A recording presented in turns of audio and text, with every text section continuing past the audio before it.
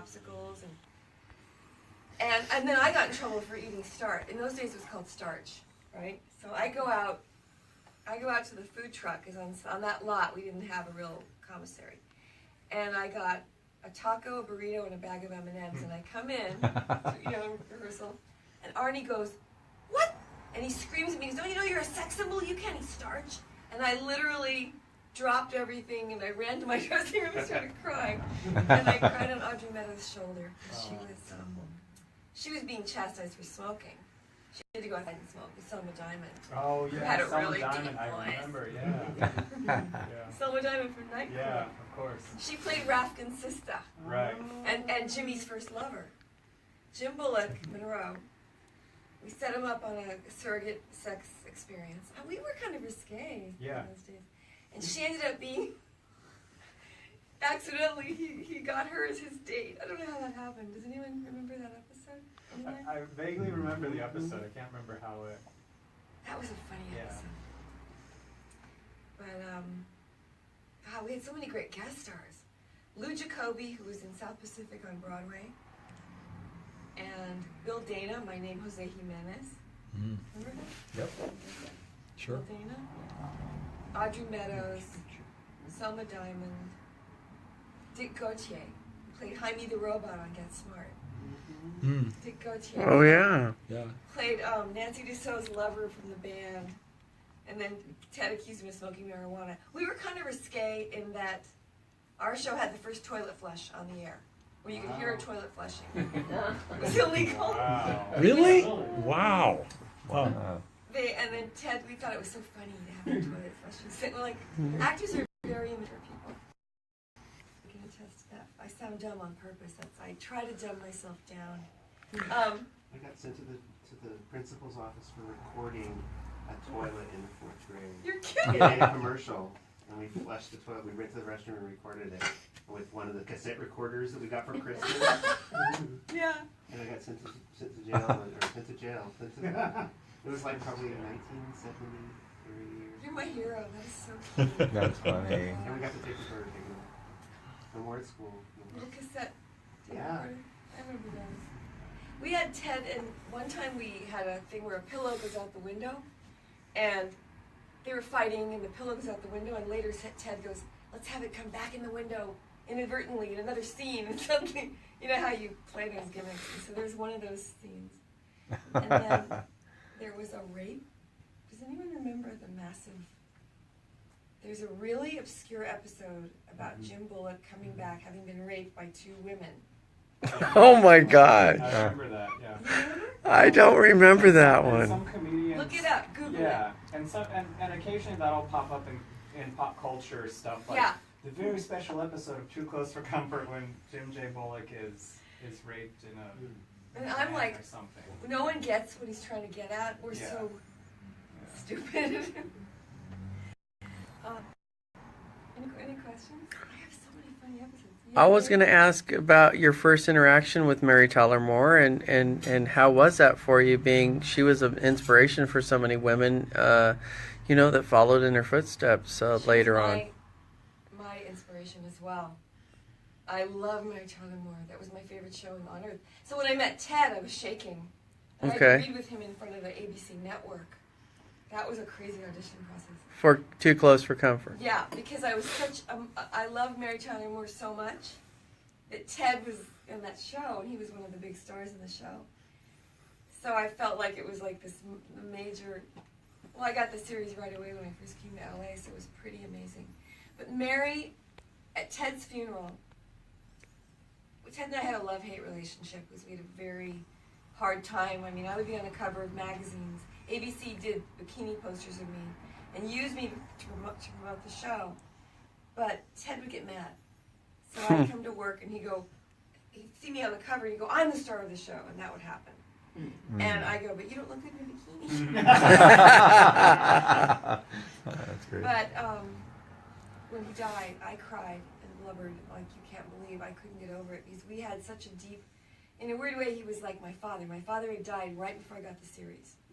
I literally lost my dad, came to California, driving all my belongings in a U-Haul and a clunky old Ford Cortina, a British Ford, and graduated from college in Boulder. My dad died in Holland, and I was grieving, and I got the series almost right away when I got to town. And you always pay your dues on one end or the other, though. You don't always get a free ride. But Ted was my dad. It's really weird. And you know what? One of the weirdest things that happened? I call it a God shot. So I'm not religious, but God shot is a uncanny synchronicity, a glimpse of something so divine and so supernaturally beautiful. And I have them all the time when I'm in the flow of higher thinking. When you're really letting go of your worries and fears, you start to see them everywhere. Coincidences line up. My first audition for Too Close for Comfort was really crazy the day before, but when I went to the network, they had me read with Ted Knight right there on the spot. And they only had 5 girls out of 400 girls come back for the callback at the network. And after I read, they were laughing and clapping, and it was like, I felt like I just walked through it. Because I was very, I never cracked a joke. I never smiled at my own jokes. I guess that was the key. And very virginal and innocent. But Deborah von Valkenburg was already hired, and she comes up to me and she said, "What's your name?" I said, "Lydia Cornell. Kornilov, it's a Russian name." She goes, "Kornilov?" She goes, "I work for a Gregory Kornilov, who lives in Holland, but I get telexes. He was my boss in New York." She's an actress who did hair on Broadway, and she was, doing off-Broadway plays. But she said, "I work for a man named Gregory Kornilov at Interpol, and that's my father."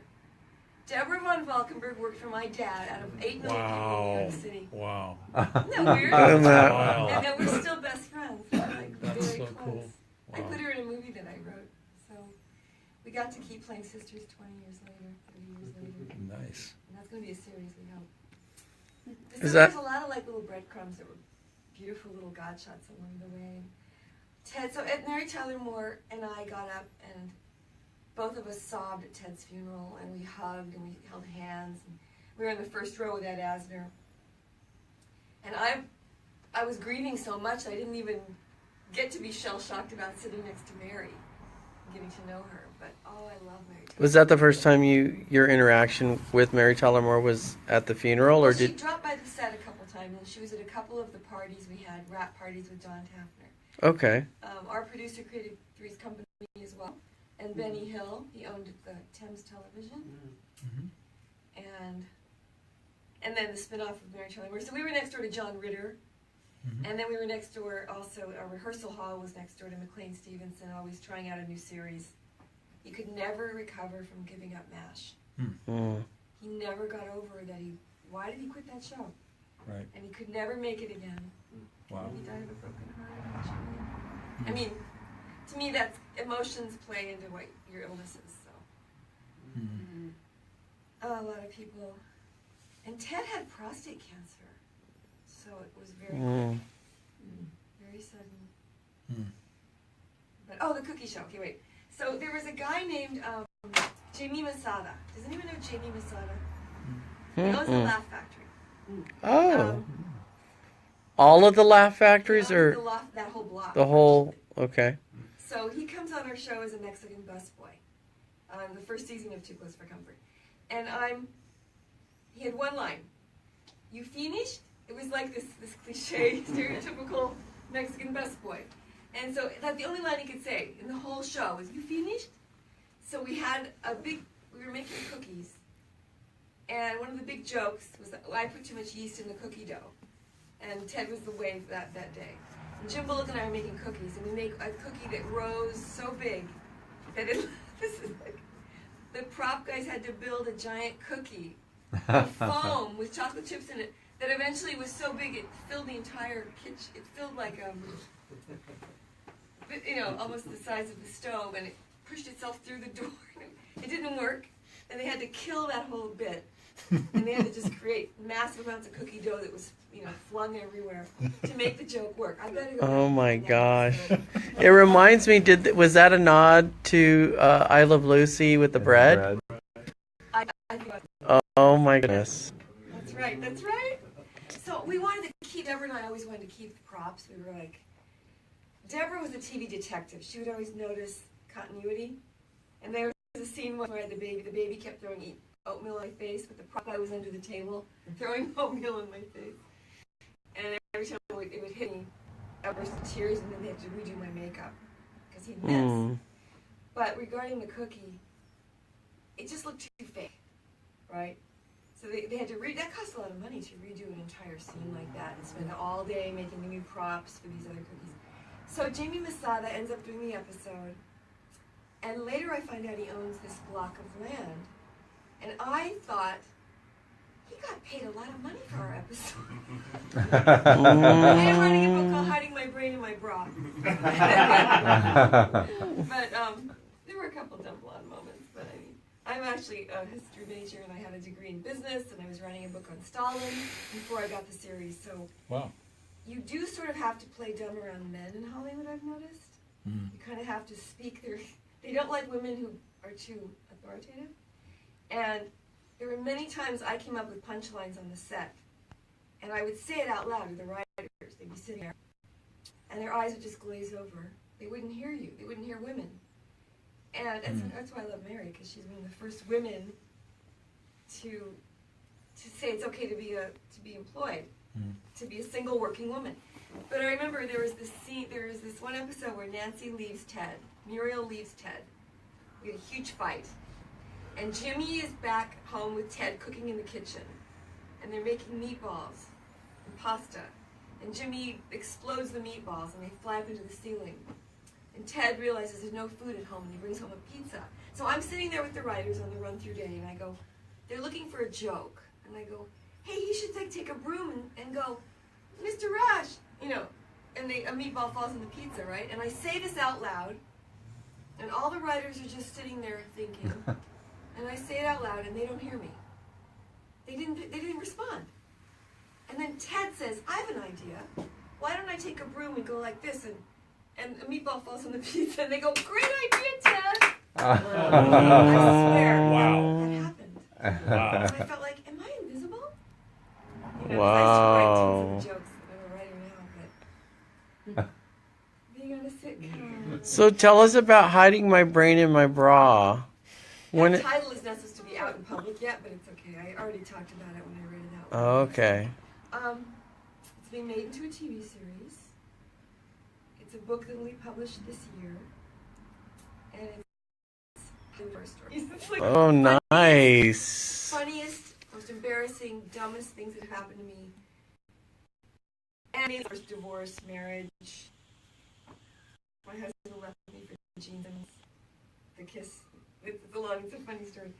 But raising aliens, living with a Neanderthal.